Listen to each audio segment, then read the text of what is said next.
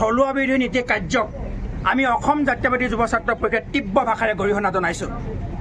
অতি শেহতীয়াকৈ ONGCয়ে যি উৎপাদিত লাভজনক যি খনন ৰিগ সাউথ এছিয়া নামৰ এটা বিদেশী কোম্পানীক গতাই দিয়া কাৰ্যক আমি তীব্ৰ ভাষাৰে গৰিহণা জনাইছোঁ আৰু এই কাৰ্যৰ পৰা অতি শীঘ্ৰে প্ৰত্যাহাৰ কৰিবলৈ আমি ONGCক দাবী জনাইছোঁ।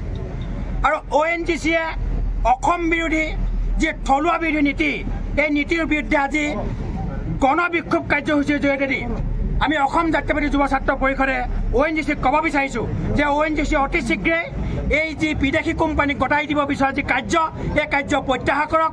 ONGCয়ে 100% থলুৱা নিযুক্তি প্ৰদান কৰক, থলুৱা নীতি বৰ্জন কৰক আৰু ONGCত হাজাৰতকৈ অধিক যি খালী পদ এই খালী পদসমূহ অতি শীঘ্ৰে পূৰণ কৰক। আমি আজি যুৱ ছাত্ৰ পৰিষদে যোৱা 6 তাৰিখে আমি ONGC ঊৰ্ধ্বতম কৰ্তৃপক্ষক এখন স্মাৰক পত্ৰ প্ৰদান কৰিছিলোঁ আৰু 72 ঘণ্টাৰ ভিতৰত আমি তেওঁলোকৰ স্থিতি স্পষ্ট কৰিব দাবী জনাইছিলোঁ। কিন্তু ONGCয়ে আমাক কোনো স্থিতি স্পষ্ট নকৰাৰ কাৰণেই আজি আমি গণবিক্ষোভ কাৰ্যসূচীৰ জৰিয়তে আমি তীব্ৰ প্ৰতিবাদ কৰিছোঁ আৰু এই কাৰ্যসূচীৰ পিছতো যদি ONGCয়ে অসমবাসী ৰাইজক স্থিতি স্পষ্ট নকৰে তেনেহ'লে আমি ONGCৰ বিৰুদ্ধে বন্ধৰ কঠোৰ সিদ্ধান্ত ল'বলৈ বাধ্য হ'ম। ধন্যবাদ।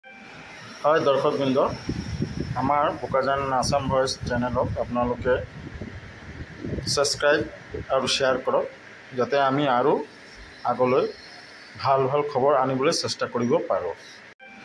হয় দৰ্শকবৃন্দ, আমাৰ বোকাজান আছাম ভইচ চেনেলক আপোনালোকে ছাবস্ক্ৰাইব আৰু শ্বেয়াৰ কৰক যাতে আমি আৰু আগলৈ ভাল ভাল খবৰ আনিবলৈ চেষ্টা কৰিব পাৰোঁ।